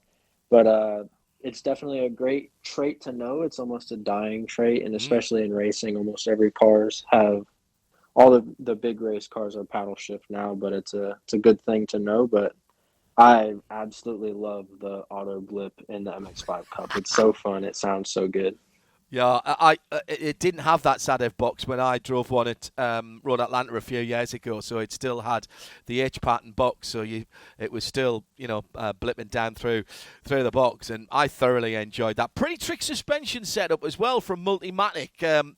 So that's more things to play with, but of course you've got to be careful that you don't disappear down a hole in the ground and try and chase the setup. How much are you relying on what you know, and how much are you relying on what the team is telling you and the data that they are collecting from you and the other drivers that they run? Yeah, I mean, you have so much room for adjustment, and the biggest thing is just making sure, like you said, you don't fall down that rabbit hole and chase the setup. And Copeland always gives us a great baseline to start out the weekend with, and we usually don't change more than a few clicks here or a few turns here and there. So I'm super thankful for that. But the biggest thing is good driver feedback. That way the team has correct information to go off of, and then that way they can adjust to exactly what you need. Yeah, and particularly this weekend, as you say, over the bumps. And you have to use the curbs, some of the curbs. You can't use all of the curbs at St. Pete's, can you? Yeah, they're pretty big, that's for sure. But with that being said, you can also help them. They can also help you basically trick the car into making it do what you need to. It's a street course. It's not really a prep surface, so there's a lot of changes in grip level, and the track's pretty rough in some spots, so you got to be easy on your tires as well. What would be a good result for you this weekend coming out of rounds 2 and rounds 3 and 4 rather at St. Pete's? We would love to go for a win again, but honestly our biggest goal is just keeping the car clean and keeping this championship alive. So I would say a top 5 finish, everyone would be super happy with that, but obviously we're not going to settle for that. Is it possible to pick out from, Jared and Gresham are tied behind you on 570, so that's already, we're only 2 races and 1 race weekend in the season, and we're already talking about count back to split people in significant positions. Then it's only another 30 points back to Aaron. Celine Roland is another 20 points further back. Connor Zilic in 6th, another 20 further back. He's only 170 away from you. All of those I've mentioned have got to be considered strong contenders. Anybody else that I'm missing out who might have had a not such a good race weekend at the top of the year? Yeah, I think you're missing out on Sam Paley. He had a few good results, I think, 2 years back at St. Pete. Yes. But when he was a rookie.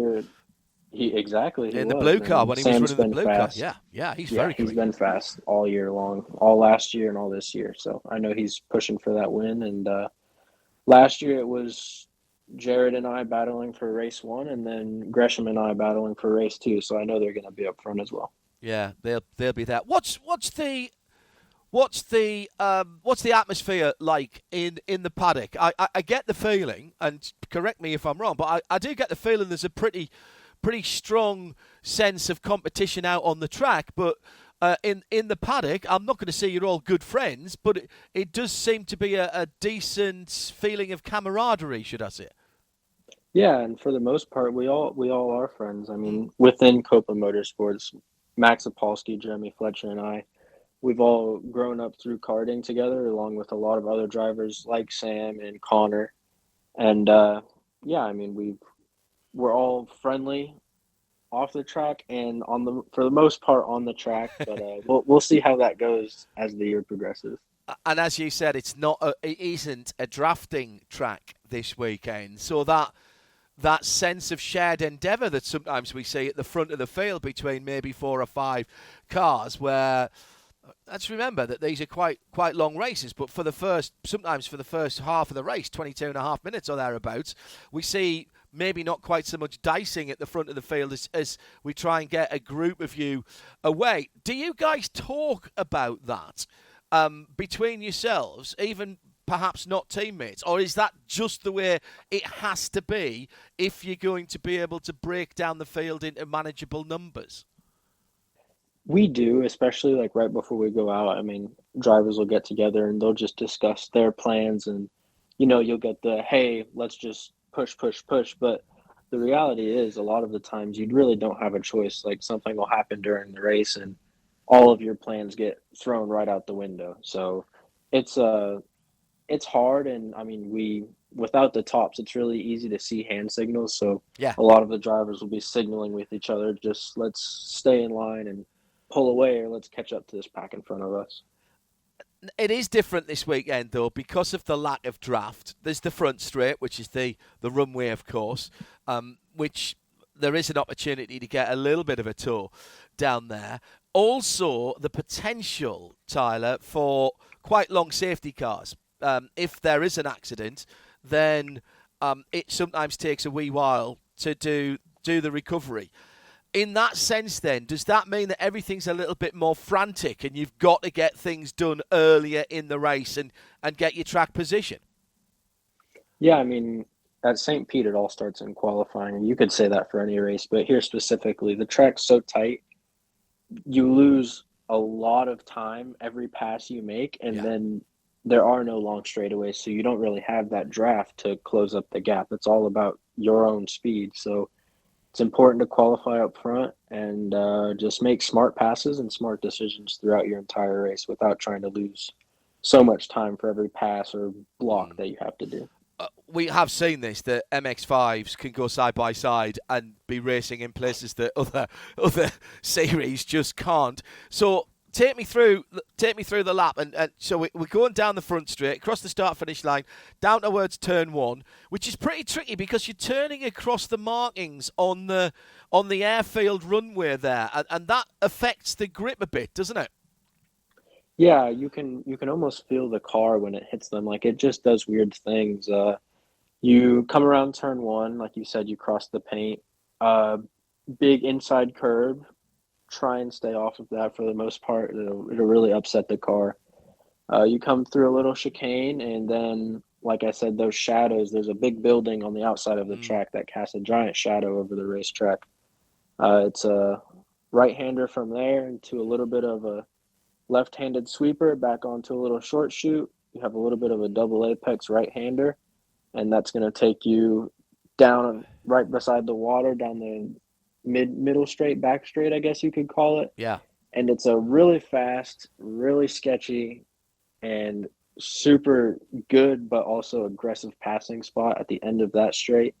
It's a tight left-hander, and that's going to take you down through a chicane, through the right-handed bowl in the back, and back down the runway to the front straight. So passing opportunities, you mentioned there at turn 10, that is very I mean, that's hold your breath and send it at that point. And you've got to have a little bit of compliance from the driver that you're trying to pass. Where else are good passing places? Obviously down into turn 1. Is there enough time to get up the inside of somebody at turn 4 before you turn off right-handed there after that sort of first short shoot? Yeah, most definitely. I mean, you can pass in pretty much every corner on this track, but you're going to lose so much time doing it. It's like we just touched on. It's kind of you have to weigh the pros and cons. Yes, you're going to gain a position, but also you're going to lose 0.7 of a second to the guys in front of you. So there's a lot of places that you can pass, but it really wouldn't be smart to make that move. I can't wait. You'll be able to watch and listen, of course, as you can with every Edom 2 Mazda MX-5 race this season. Shea Adam will be joining me to call the races. I'm going to sneak a little look at the qualifying as well on Friday. That's all covered on Alcamel's timing system via IMSA.com or Alcamel's own website, and we'll have it on IMSARadio.com. That is the audio for the 2 races and the vision as well. There's no blocks, no breaks, flag-to-flag coverage throughout that IndyCar weekend of the 2 races. Tyler Gonzalez, championship leader. That must sound good at this stage of the year. Thank you very much for joining us, coming straight on after work. Have a good race. Race well, race safely, and I have no doubt we'll be speaking to you throughout the rest of the season. Have a good one, mate. Yep, thank you for having me. Tyler Gonzalez joining us there on Midweek Motorsport. And as I say, you can catch that race right across the weekend on IMSARadio.com. That's this weekend, but before that, tomorrow night, and thanks to Tyler for joining us straight after work. Tomorrow night, we have got Simcast, of course. That kicks off at 8 o'clock tomorrow evening. Pretty certain it's the Americans tomorrow night. That'll be followed at 9 by the next edition of On the Grid, Crailsey and the guys. Speed Series at Simmons Plains, Supercars Silliness in Sydney. Nice bit of alliteration there. I see what they're doing. Superbikes at Phillip Island and much more, including a chat about why Shebex wants to eradicate Cape Barren geese from the world. Probably not a show for the RSPCA to listen to then. The weekly Hots and Knots, and they'll also be revealing what the mysterious Grand Ridge Brewery is and how they can afford to sponsor a World Championship racing event on the island. That's tomorrow night at 9 o'clock after the Simcast. Following us tonight, it's this month's substantive version of Historic Racing News. Paul Tarsi and the team joining us in about half an hour's time from now. Still to come, Nick Damon will rejoin us in a little while, but I want to take you back, way back in time. Oh, that was an audio setup record for those of you who remember vinyl. Let's go back, way back in time. Listening on the left, listening on the right. And much sampled in my days as a DJ. To just after 2 o'clock this afternoon, when the livery was revealed for the Hertz Jota Porsche 963 down at Joe Macari's performance showroom in Wandsworth, just outside London, or on the outskirts of London, just off the South Circular Road. First of all, thank you to Joe, who not only provided great bacon sandwiches and croissants, but also showed Andrew Cotton from Race Car Engineering, myself and a few other invited guests around his facility. Oh my God, the cars that they have there are fantastic. And I do think a 550 Maranello has to be on the list in the near future. We were there, however, drag yourself back, kind of. We were there to see and to talk about it's going to be the first privateer Porsche 963 LMDH, as people are telling me I've got to call it, GTP, DPI 2.0, LMH. It'll run as all of those, of course. Hertz Racing Gold and Red. It'll run the mighty 38, and who better to talk to than the man at the top, who first of all introduced himself and then told me how the whole project came together. Sam Hignett, team owner, Jota. This all started about 18 months ago when we first sat down with Porsche and talked about taking on one of their private cars. Since then, my business partner David Clark has worked very hard and created a deal with our now partner Tom Wagner. And Tom himself is involved in Hertz and Singer, and through that we've created the opportunity to run in the top class in LMDH in 23. How much is the new regulations and the bringing together of the regulations from the IMSA side of things, which effectively this is a GTP car, LMDH, call it what you will. That was IMSA's interpretation of how the top class, LMH, who you'll be competing against, the might of Toyota and Ferrari and Peugeot.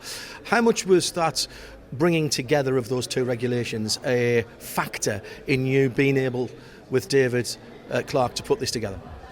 It was a huge factor because of not only from the ability to compete on either side of the Atlantic and globally, but the ability to go at it as a privateer and have a chance to race with the factory teams. And, we'd always looked at LMP1 back in the day, and without a factory behind you, it was impossible. But now, with customer cars, the way the regulations are written, the way the homologation works, we believe it's possible for a private team to do a good job.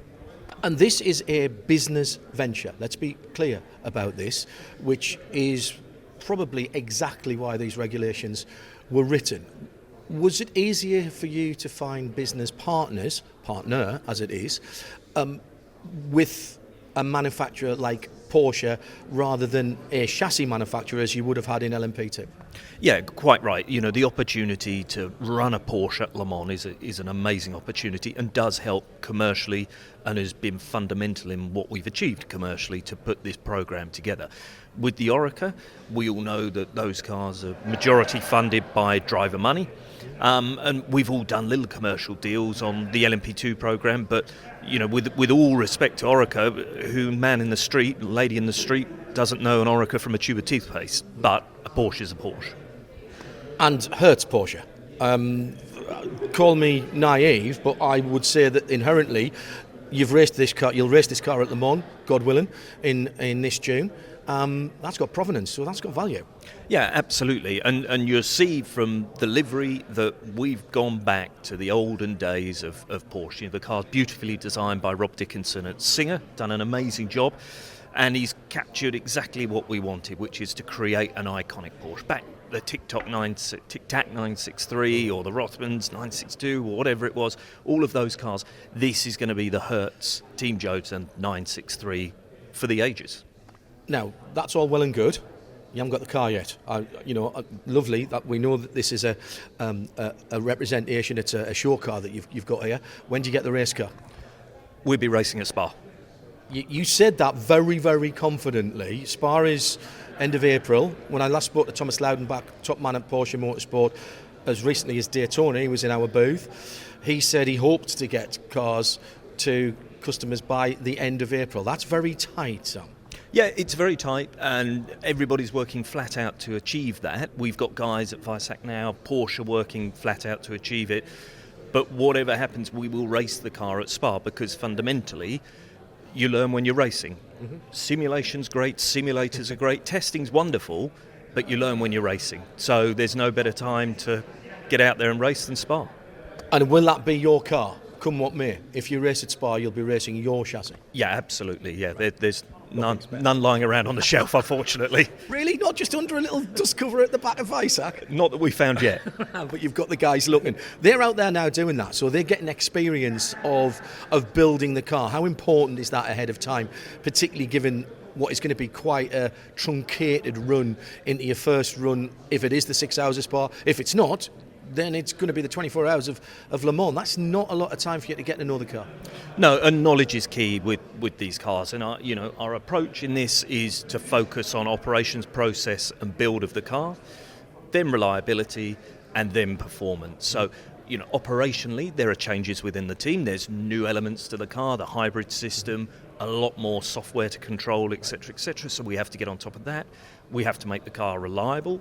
Obviously, Porsche, the guys at Multimatic and the Penske guys are flat out on that on our behalf at the moment. Well, I was going to ask you that. Are you getting the benefit of all that running that was done last year in testing, of all the running that we had running up to Daytona, and even the problems that it didn't go quite as smoothly as anybody wanted from Porsche or Penske at Daytona? Are you getting the benefit of that knowledge? Well, Penske will be our competition. Right. So, in absolute fairness to Penske, we're not getting acres and acres of knowledge, but we are learning bits and pieces. The guys from Penske, guys from Porsche are being very fair and helping us out with that, and it's a learning process all the way through. And we will go to Spa with our feet on the ground, and we will have some knowledge, and we will do the best job we can.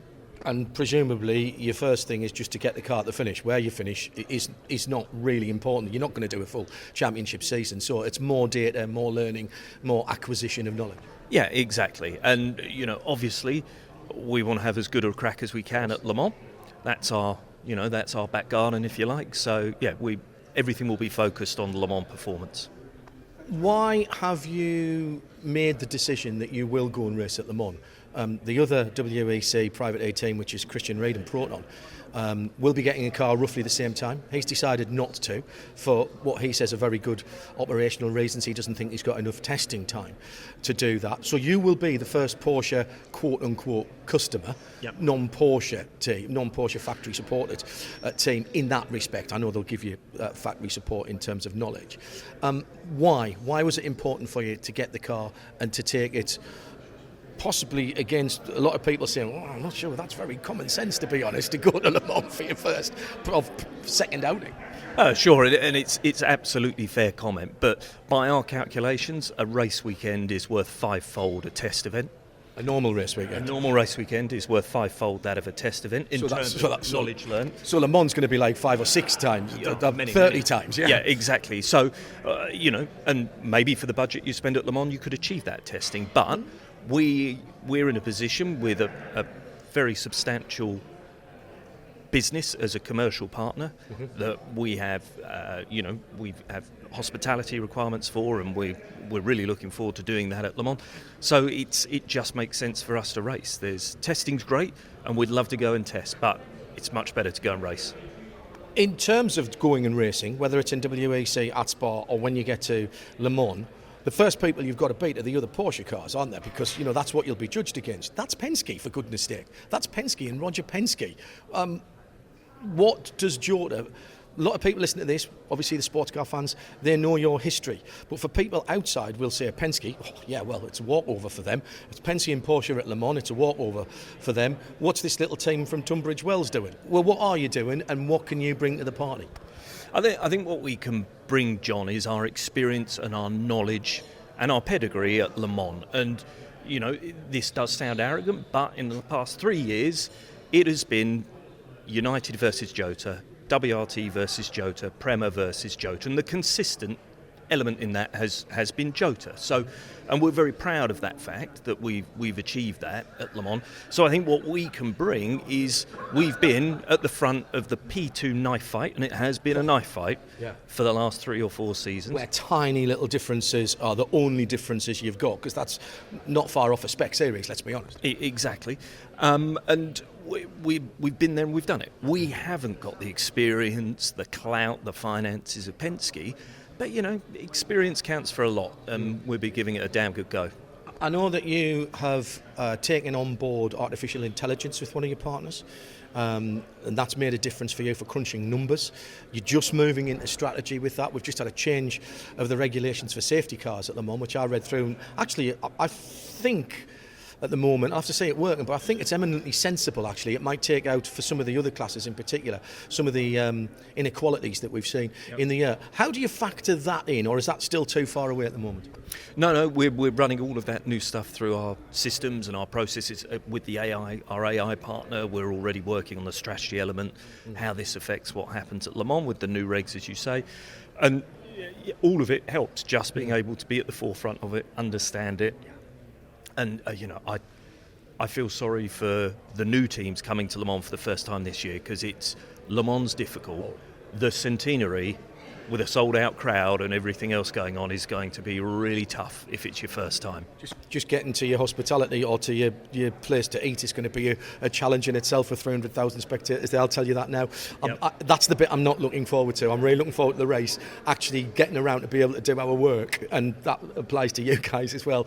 Possibly not so much. Let's talk about the technicalities of this car. We know it's a multimatic chassis at the moment. That is only with Porsche. Porsche drivetrain and then a standard, a mandated hybrid system. How much freedom have you got to play with things like electronics and maps and stuff like that? To begin with, there won't be that great deal of freedom, which is good for us. Because I think with a car like this, you know, the clever guys that work in the back room, they could end up down a rabbit hole quicker than you can say boo to a goose. So I think Porsche's going to do the right thing. The car will be quite closed off, operating within a performance window. To begin with, this is only my understanding. You need to speak to the technical guys to get a more detailed version of it. But over time, it might be the case that we could begin to look at other elements of it with Porsche, with Penske, and see what can be done. How in the loop have you been with some of the issues that did turn up at Daytona? Yeah, as I said, Penske are our competitors, so they're not giving us carte blanche on everything. We completely understand that. The feedback we're getting from Porsche and from some of the stuff from the guys through Multimatic and that, we have an understanding of what's happened. We're very impressed with the procedures that are in place to then solve those problems. And yeah, it's painful not having our car, but there's also quite nice not to be burdened with going through the new car teething problems that all cars like this will have. You get the benefit of a more finished article by the time you get yours. Yeah, absolutely. Okay. And it has been, Porsche I think have done the most testing. They certainly had the car out first. It's over a year now, which some of the other manufacturers haven't been. But that's a ridiculously short time scale for a car that is as complicated as it is. And just because it's got spec parts on doesn't mean it's not complicated. No, absolutely. You know, it is an LMP2 car on steroids at the end of the day in terms of complexity. Fundamentally, it's an LMP car. Everybody's got slightly different suspension configurations, etc., etc. Gearbox is very similar to the P2 gearbox, apart from the hybrid input. But it's the control systems in the car are a whole nother level, which is what we've got to learn going into this. Tell me what happens after Le Mans. After you're celebrating a fantastic run and seeing the checkered flag, obviously. Yeah, absolutely. Hopefully first to see the checkered flag. Yeah. So after Le Mans, we will most likely go to Goodwood with the car for the Festival of Speed. It's something we're just working on right now. A bit more testing then into the final, obviously Monza, immediately after Monza. Goodwood, bit more testing, and then into the final two races, Fuji and Bahrain. So you are going to do the rest of the WEC season? Oh yeah, absolutely. Yeah, we're fully committed. And 2024, it's not that far off really, is it, when we haven't even started this year yet.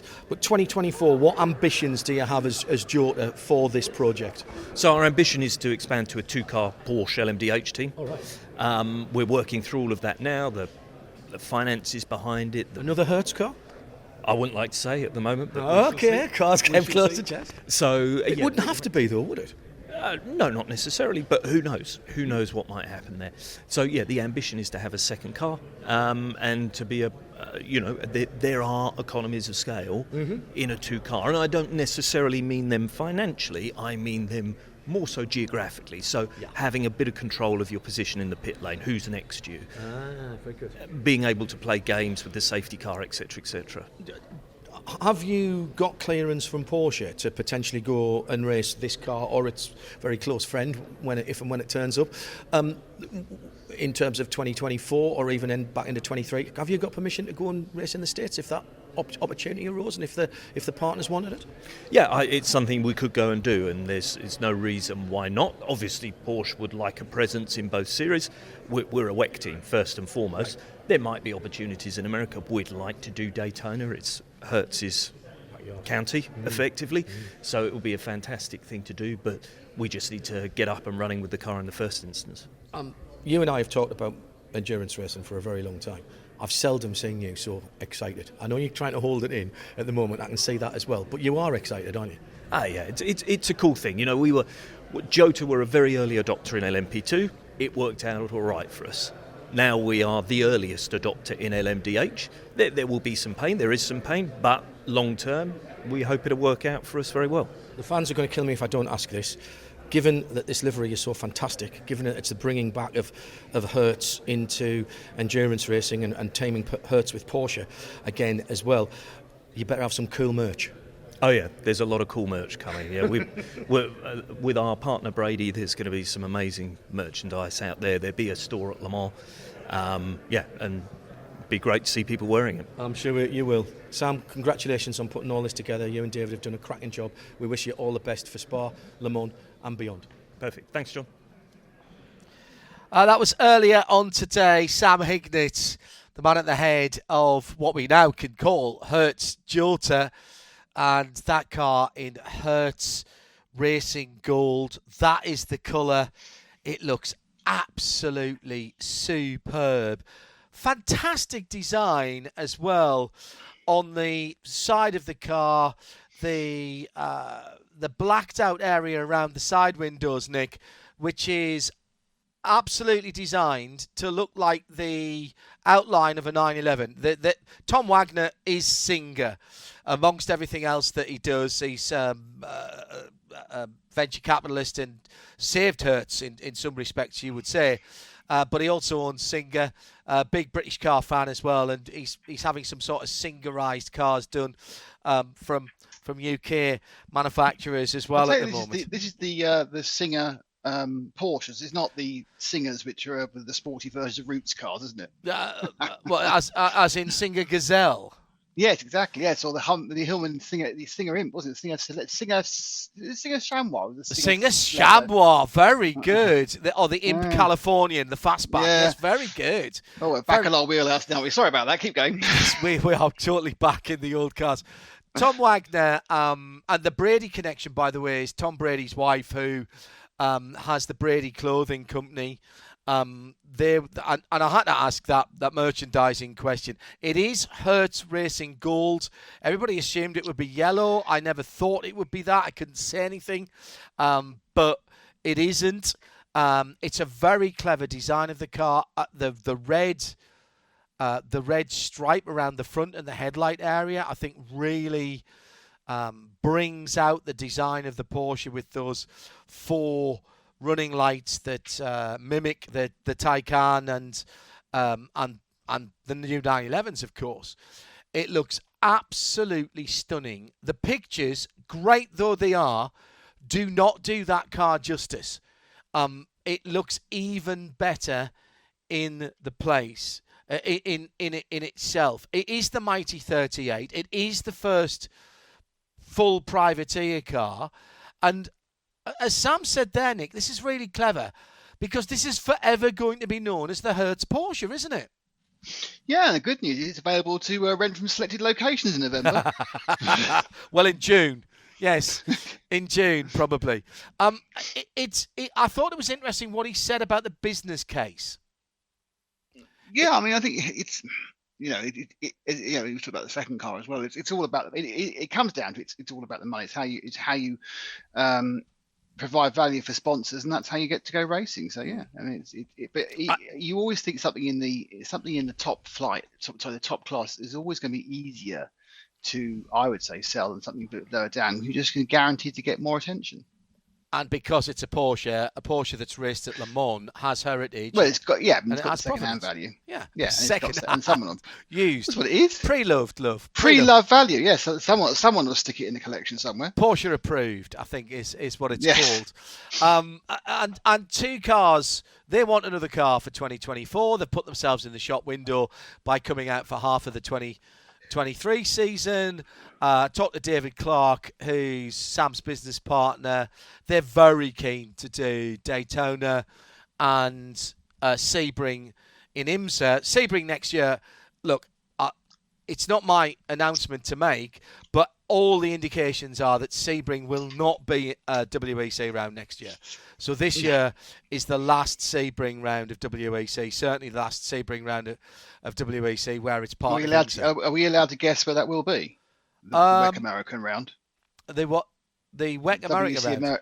Yes. It's going to be Indy, isn't it? Well, if it's Indy, they'll have to be on their own because it won't be with IMSA. Well. And there's cost implications there. WEC have not. I'm not sure. Somebody will tell me. Collective wisdom, please.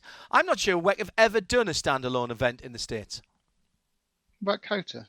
Well, they did that with IMSA a couple of times. Every single time? No, maybe they didn't on the last time. Yeah, you might be right. They couldn't make US rounds pay for WEC, and I think that's going to be an issue for them. I do. I think moving away, we talked about this a few weeks ago, didn't we, with the slightly odd and contradictory statements that, and look, I like Pierre Fillon, president of ACO, a lot, but he was making contradictory statements. We don't want a 2-race weekend. It doesn't work for our sponsors and our partners and our OEMs, but we still want to be part of IMSA weekend. Yeah, okay. So if you're not going to be an IMSA WeatherTech weekend, what, you can't go to Lime Rock and and or VIR, or I don't know. I don't know. So anyway, I thought David mentioning the fact that it was David Clark mentioned the fact that the 36 Hours of Florida was very much something on their radar, which would be 2 IMSA races. Very good. And, of course, that car's cleared to race already. It doesn't have to jump through any hoops for IMSA. Yeah, good. And I thought Sam was pretty honest about the whole thing. He said, I don't want to sound, what was it? He said arrogant. He said, I don't want to sound arrogant, but we have been one of the top teams in LMP2 for the last 3 or 4 years.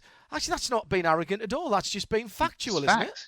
Absolutely, yeah. And they've run a strong ship. I can't wait. I can't wait to see that car on the track. It's a shame we're going to have to wait till Spa or Le Mans to see it, but that's the way of the world. I want to stay with sports cars, and partially with WEC, but also with IMSA. Had a press release through a statement through recently. We talked quite a lot at Daytona, Nick, and you were there, about the situation with the new Porsche GTD cars, the Ferraris. Yes. And Ryan Hardwick has released a statement tonight. Now, in fairness to Ryan, I'm going to read this whole statement, which I wouldn't normally do. He says, I'm excited to join the WEC grid in a Proton competition Porsche RSR 19. I've made this commitment to better prepare for my entry in the 2023 24 Hours of Le Mans. The WEC races will enable me to have more seat time in the RSR, more time on track with the other cars and drivers I'll be competing against at Le Mans. As of now, I'm committed to run the first 3 WEC rounds at Sebring, Portimao and Spa. Those 3 events, plus the first 2 ELMS rounds, will give me 5 races in total for the Proton RSR prior to Le Mans. Yep. I'm also pulling back on what was supposed to be a full season in GTD for our Wright Motorsport Porsche. It's now my intent to only run the remaining Michelin IMSA Endurance Cup rounds. Multiple factors have led to this decision, starting with what recently transpired at the Rolex 24. I am extremely disappointed, this is Ryan Hardwick talking about this, by what took place in the GTD class at Daytona. There's been a lot of finger pointing as to who was at fault for one brand being at such an extreme performance disadvantage. Personally, I don't care who's at fault. I do feel strongly that some changes need to be made. What took place during the race was a sad display of how flawed the current IMSA BOP system is. The product that we all put forward on track in Daytona was a disgrace to our fans, our manufacturers, our sponsors, our teams and our drivers. The truth is the current BOP process has failed us, all of us. This sport is special because it has historically been a competition among people, and it's always rewarded those people who can extract the most performance from their cars. Unfortunately, the current BOP process and the IMSA officials who continue to defend it are severely damaging the true spirit of competition within our sport. What took place at Daytona should never happen again, and it is my hope that the manufacturers and IMSA officials will work together to make some much needed changes because our sport deserves it. The people and the sponsors who drive this sport forward deserve it, and most importantly, our fans deserve it. I hope that IMSA make these changes soon. Meanwhile, I'm very much looking forward to competing in the WEC ELMS and the 100th anniversary of the 24 Hours Le Mans this year. Now, let's just remind everybody what happened at Daytona. The new Porsche was given a 5mm restrictor reduction. It is the same weight and the same power, although 200 cc's extra to the old car. And the car ran off the pace, although we did get a car, the FAF car, that finished in the top 5 because they had a clean run. This was a brand new car, and therefore there was no data. This is a massive break, Nick, from what Porsche and the Porsche teams have been saying. Well, yeah, I mean, I understand that they've been doing some testing at Sebring with potentially revised BOP as suggested, which wasn't enough to get them back up on the level playing field. They've been given a 1mm. I thought they got a couple of mil, but I think they need 4 or something. But anyway, they tried it, and they were still way off. The point is that Ryan's stuck his head up over the parapet here, right, wrong, or indifferent, and he has broken from the official Porsche line here. Because Porsche's what's the official Porsche line? We are absolutely, totally and utterly confident in IMSA's BOP process. But it's obviously failing. Well, you say that. I think this is interesting from Ryan. It's not for me to decide Ryan's PR, but I think it's potentially ill-advised. Even if he believes this, I don't think this is the way to air it. Well, you say that, but it costs, several $1,000s a lap to run these cars. Oh, yeah. And what's the point of running round when you start with no chance? It's not like you're at a slight disadvantage. None of those Porsche guys had any chance of winning at Daytona. It was completely ridiculous BOP based on the concept they had the world's greatest sandbaggers. Well, they didn't. That's how slow they were. Well, you say that, but before the race, IMSA sent all of the manufacturers and teams an email which asked them to make it clear to their drivers and their partners that IMSA weren't happy that people were trying to game the system. They were leaving fuel in after quick runs and qualifying runs. They were running ride heights that were incompatible with what they would probably run in the race. They were running wing angles that were incompatible that was in the race. And 2 manufacturers in particular were singled out for this. Now, officially, I've not seen that email because it wasn't passed on to me. But some of the teams have passed it on to various people. And I think, first of all, that's very brave from IMSA, but also it's something that the FIA would never have done. They did that just before the race. They copied the FIA in on it, and they basically said, look, guys, we know the manufacturers are all trying to game the system, and you're not going to get away with it here, and therefore we stand by what we have, and we'll live with that at least for the first race. Now, on the other side of that, here's something I'm going to throw in. You've got Ferrari and Porsche who had brand new cars. So therefore, there was no competitive information and data for those 2 cars. When we go to Bathurst for SRO, for the Bathurst Liquid Moly 12 hours, it happens also to be a round of the Intercontinental GT Challenge. Because they've not got data on the new cars, they are not allowed to run at Bathurst.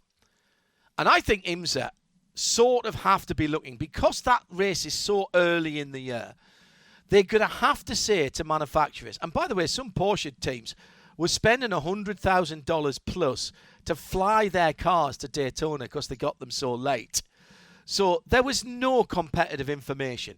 It was all gathered at the Raw, and this is the basis on which IMSA technical department, who gather gigabytes of information from their own sensors, which makes it very difficult to sandbag without it looking like you're sandbagging.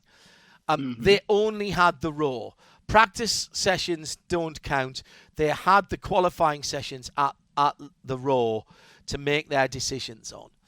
And what they were looking at and what they were looking at around what happened at the Raw did not make them happy bunnies as far as they were. But I think... But then we get to the event and it's obviously wrong. Well, no, because What you don't know is what wing angles the Porsches were running. No, what in the ride race, heights they were in the race. Because no one's going to sacrifice that much money going round too slowly on the off chance they get a decent break for a race next time along in a much less prestigious race at Sebring. It makes no sense. Would it not just make it easier to say if you're going to bring out a new car for the following season, you've got to do Petit Le Mans in it the previous year, and we'll get some proper data. Well, because data in the race is only informative if you're actually running what you're going to run for the rest of the season. Look, the point about it is the mistake in Daytona is fine and lies within what you have said and outlined as the reason. I don't think it was a mistake. All right, the decision they made. Why are they perpetuating this unnecessary handicapping to following races when it's been proven, as much as anything can be proven, it's completely out? No one is going to sandbag Daytona so they can win the Sebring. Makes no sense. Marketing-wise, financially-wise, anything-wise. So you go into Sebring and go, we've got that really wrong, boys. Really sorry about that. Here's 3 mil. Here's 4 mil back. Because what is happening is the people are incredibly unhappy and they're either going to pull out or just drop down to endurance only. And it shoots IMSA in the foot. And I think this the point now, IMSA, and I can say this because I am completely divorced from apart from twice a year, being arrogant. And they need to actually stop thinking the worst of people and actually sort the problem out, because otherwise they're going to lose the Porsche. And I'll tell you right now, the reason that Porsche are being so diplomatic is because they're worried about the BOP for the GTDP car. That's why they want to tick off IMSA. Well, in my opinion. Well, all the manufacturers other than Acura are worried about the BOP for Le Mans. Acura are going to win IMSA in the first half of the season because they're not going to Le Mans in GTP.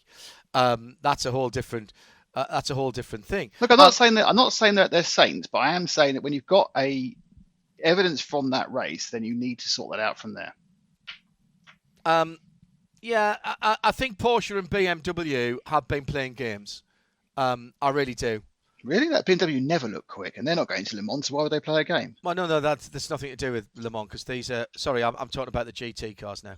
The GTD cars. I think they've been playing games. IMSA did not point the finger at any manufacturers. But I do think there's a potential that there has been a three-line whip through the Porsche teams about what they're going to run and what wing angles they're going to run and what ride heights they're going to run and how much fuel they're going to put in the car and things like that. What it achieves, I don't know. I absolutely agree with you with that. But I know how much data that IMSA collect, and I've had so much interaction with the IMSA technical team down through the years. I never have to go and find the IMSA technical team. They come and tell me what they've done and why they've done it and what they're trying to achieve by it. And that is not the case in any of the other series I've ever worked in. And, you know, okay, maybe that makes me slightly biased towards them. And hey, look, you know how much I like me Porsches, but I try to be honest. The car is the same weight as last year. It's a completely different aero concept from last year. It's the same power as last year and it has 200cc more, which means it produces its power in a different way. And it may be that, and there was a 5 mil restrictor reduction in it. And maybe that just didn't work with the characteristics of the 4.2 engine as opposed to the 4-litre engine. And maybe, Porsche is fine. My point about most of this, and I don't disagree with anything you've said, by the way, but I'm very surprised that Ryan has gone so far against the Porsche teams and the Porsche Motorsport line and put himself out there when he's still... I'm not sure that's smart, if I'm honest, when he's competing in 4 of the biggest races in IMSA this year. Fair enough. However, what I would also say is that I don't think it'll make a blind bit of difference to IMSA, but I'm not sure about that. I think it's, as I said, I think it's ill-advised. And I think that's it for this evening. We've got the historic racing news radio show coming up. Don't forget, tomorrow night it's Simcast and Crailsy and the team for On the Grid. And then we've got Mazda, the Idemitsu Mazda MX-5 from St. Pete's at the weekend. 2 races on Saturday, and they are very user-friendly for those of us in Europe because it's early morning and late afternoon. So it's just after lunch and then late in the evening on Saturday. Check imsaradio.com for details. Thanks to Curry, to all our guests, particularly Tyler Gonzalez, who dashed home from work to join us at just after 4 o'clock, his time in Florida, just after 9. Hey, we had to sort of delay that so that he could get home from work. Also, John DeGeese joining us from a crackly line out in the bush in South Africa before he gets back home to Chicago. And there's no time to explain because the llama is off to watch The Mandalorian. This program is a Radio Show Limited production. Tell your friends there's more at RadioLeMans.com.